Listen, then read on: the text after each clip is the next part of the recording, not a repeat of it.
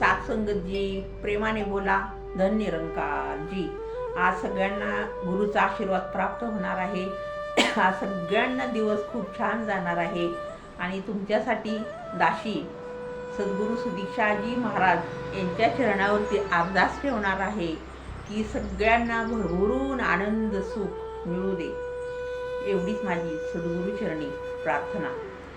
दाशी एक छोटंसं उदाहरण आज सांगणार आहे की सद्गुरू याची भक्ती केली तर काय फळ भेटतं, किंवा सद्गुरूच्या गुरुमताशी जागलं किंवा सद्गुरूचे आदेश पाळलं यामुळं तर काय फळ भेटतं सर्वांना माहीत आहे. पण नुसतं गुरुशी जोडलं आणि मनोभावे गुरुच्या पाया पडलं तर किती मोठं फळ भेटतं हे दाशी एक उदाहरण देऊन सांगणार आहे. समर्थ रामदास स्वामी एक दिवस असे फिरायला निघालेले असतात आणि जाता जाता रस्त्यामध्ये एक सुंदर असा जाडजूड एक मुलगा एका दगडाच्या चिपावरती बसून अश्रू ढाळत असतो, म्हणजे रडत असतो.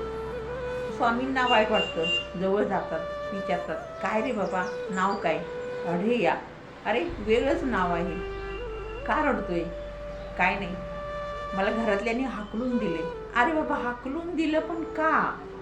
कारण मी खूप खातो, मला 5-6 भावंड आहेत आणि मी सगळ्यात जाडजूड आहे.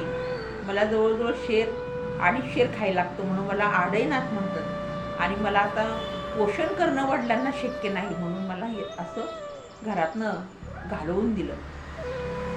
रामदास स्वामींना खूप वाईट वाटतं. ते म्हणतात, बरं आता काय? तेवढ्यात एक शिष्य येतो आणि रामदास स्वामींच्या पाया पडतो. हा आढेया पण उठतो आणि त्यांच्या पाया पडतो. आणि मग झालं.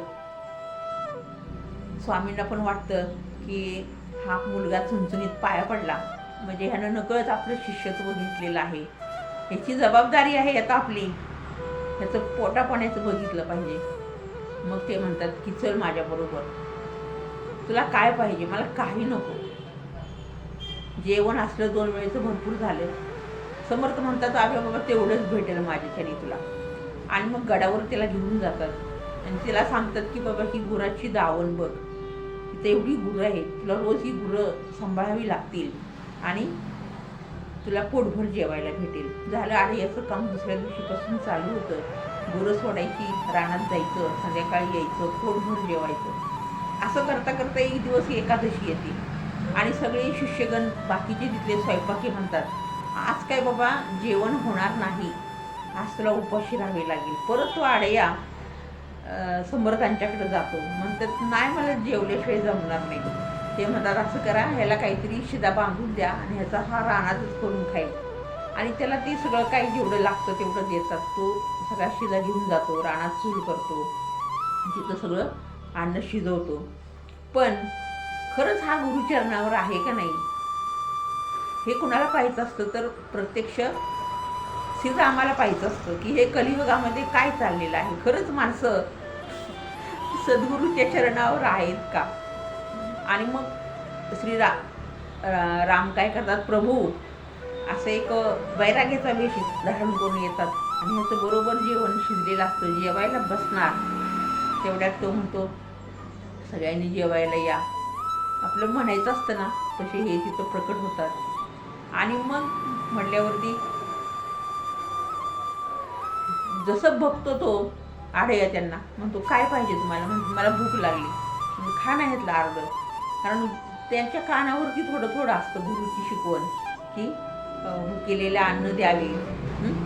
हे बरंच काय काय तो शिकलेला असतो. आचरणात आणलेलं नसतं पण शिकलेलं असतं थोडं थोडं. आणि आपण कसं साईड विचारांना शिकतो तसं. खरंच संत जनानो, आपलं जीवन जर सुंदर आणि सफल बनवायचं असेल तर आपण घडतो कसं बघा. ज्यावेळेला आपण गुरुचरणावरती जातो, ब्रह्मज्ञान घेतो आणि आपण ज्यावेळेला असे सुंदर सुंदर विचार ऐकत राहतो ना, त्यावेळेला आपल्यामध्ये कधी बदल होतो आणि आपण कधी चांगल्या विचारांच्या आहारी जातो आपल्यालाच कळत नाही.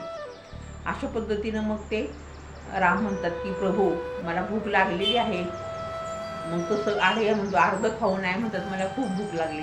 त्याचं सगळं जेवण ते खातात आणि निघून जातात. हा उपाशी राहतो. एक एकादश घडते. दुसऱ्या एकादशीला पण असंच होतं. परत तो समर्थांना सांगतो आम्हाला जास्त शिदा द्यायला सांगा, कारण एक बैरागी येतोय. परत त्याला जास्त शिदा दिला जातो 2 माणसांचा. परत तो रानात जातो. परत प्रभू लक्ष्मणाला घेऊन येतात बरोबर. ते दोघं ते खाऊन टाकतात. परत तिसऱ्यांदा 2 एकादशी ह्याच्या घडल्या. तिसऱ्या वेळेला पण तो म्हणतो तो ते 2 जण आले होते. आता म्हणले असं करा, अजून त्याला 3 माणसांचा द्या. परत मग जानकी माता येते. झालं ते 3 खातात. 3 एकादशी घडतात.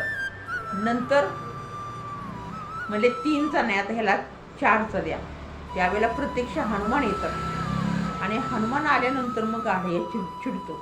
म्हणतो एवढे सगळे तुम्ही येताय सारखे एक वाढताय, मला उपाशी राहावं लागतं. ते हसतात म्हणतात. तो म्हणतो नाही आज मला काही उपवास निघणार नाही आणि मी खूप भुकेलेलो आहे. आणि आज म्हणले माझे स्वामी म्हणजे समर्थ तीर्थाटनाला निघून गेलेत आणि मला खूप भूक लागलेली आहे. तुम्ही आता चला म्हणले, स्वयंपाकी पण नाहीत. आज काही इथं शिदा नाही बनवायचा, आज तिथंच बनवायचा गडावरती आश्रमात. आणि मग हे प्रभू रामचंद्र, राम लक्ष्मण सीता, हनुमान वेश पालटलेला असतो. येतात गडावरती आणि सगळं म्हणजे आज पुरणपोळी करूया. मग हा म्हणजे साहेबच झालेला असतो आढया. हे सगळे आपलं हनुमानजींनी लाकडं आणली. प्रभू रामचंद्र चुलीजवळ बसले असतात. सीतामाया पुरणपोळी बनवत असते. काय ताकद आहे हो, तुझ्या चरणावरती नुसता आढया गेलेला आहे. आणि मग एवढं सगळं झालं. सुंदर अशा पुरणाचा खमंग असा स्वयंपाक तयार झालेला असतो. आढयाला बोलवतात, म्हणतात जेव बाबा, चला जेवूया. आणि जेवायला बसल्याबरोबर आढया पुरणपोळीचं ताट असं वाढलेलं असतं. एक घास मोडतो आणि लक्षात येतं की माझ्या गुरुला पुरणपोळी फार आवडते हो, फार आवडते. पटकन तो म्हणतो मला नाही जेवायचं, ह्या 4 पोळ्या बांधून द्या त्या सीतेला. त्याला माहीत नाही ही सीता आहे. अरे म्हणले काय झालं? म्हणले नाही माझं तिकडं गुरु पुरणपोळी खूप आवडते, मला गुरुला पुरणपोळी घेऊन जावं लागेल. सगळेजण म्हणतात की बाबा नंतर नंतर नाही म्हणतो मी त्याशिवाय खाणार नाही. आणि मग त्यांनाही रामाला कळतं की खरं हा अडाणी आहे पण गुरुवचनावर आहे. आणि मग हनुमानजी येतात आणि म्हणतात हे बाबा एवढा त्रास नको करून घेऊ जीवाला, थांब जरा. म्हणजे मला अशी कला आहे माझ्याकडं वर उडण्याची आणि मी तुला घेऊन जातो.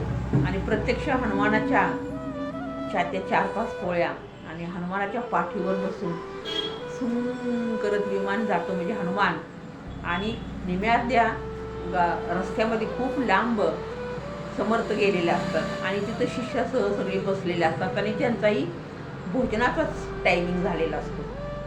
गेल्याबरोबर काय होतं, हा जातो, हनुमानजी बाहेर उभे राहिलेले असतात. हा जातो आणि गुरुच्या पाया पडतो आणि म्हणतो गुरु महाराज मी तुमच्यासाठी पुरणपोळी घेऊन आलो. अरे पण तू भूतासारखा आलाच कसा एवढ्या लांब, आम्ही कधीच आलोय आणि इतकी गरम गरम पोळी लगेच कसं घेऊ? मग तो म्हणतो ती काय ते विमान आले बाहेर. म्हणले कोण आहे बाहेर बोलो. तर बिचारे हनुमानजी असे हात धरून उभे राहिलेले असतात. मग समर्थांना ओळख पटतं. अरे बाबा मी इतक्या दिवस प्रभू तुमच्या गुरुचरणावर राहिलो पण तुम्ही प्रत्यक्ष नाही आला माझ्या झोपडीत आणि आज तुम्ही तिथं झोपडीत आणि मी इकडे फिरतोय. आणि हा माझा शिष्य वेशांगी बावळा परी नाना काळा किती अडाणी आहे माझा आढया. डोळं पाण्यानं भरतात हो. आणि मग रामदास स्वामींना आढयांना घेऊन हनुमानजी परत गडावरती जातात. रामदास स्वामींची गाठ पडते. रामाबरोबर डोळ्यातनं गळगळ गळगळ गळगळ गळगळ अश्रू वाहत असतात की गुरुमुळं एवढं मोठं कार्य घडतं. पण शिष्य जर निष्ठावान असेल, शिष्याची जर खरी भक्ती असेल, तर गुरुच्या गुरुला शिष्य सुद्धा सुदर्शन घडवून आणू शकतो. पण गुरुवरती तेवढी निष्ठा पाहिजे. सांगायचं उदाहरण हेच होतं दाशीला, की अवघड अवघड गोष्टी सांगण्यापेक्षा सुरुवातीला दाशी असं सोपं सोपं सांगत जाईल आणि मग नंतर आपण वेगळ्या विचारामध्ये शिरणार आहोत की आपली निष्ठा आपल्या सद्गुरू सुदीक्षा महाराज की जय, आपल्या सद्गुरूवरती किती निष्ठा पाहिजे आपली, हे आपलं आपण मनाला विचारलं पाहिजे. आणि ज्या दिवशी आपण गुरुशी एकरूप होऊ त्या दिवशी आपल्याला सुद्धा आढळ्यासारखा अनुभव आल्याशिवाय राहणार नाही. कारण आत्ता कलियुगामध्ये फक्त गुरुमत यालाच किंमत आहे आणि गुरुची गादी ही सर्वश्रेष्ठ आहे. सामर्थ्य आहे चळवळीचे, जो जे करील तयाचे, परंतु तेथे गुरुचे अनुष्ठान काय. गुरुची भक्ती तुम्ही कशी करता याला महत्त्व नाही, पण हृदयातून पाहिजे, अंतकरणातून पाहिजे गुरुभक्ती.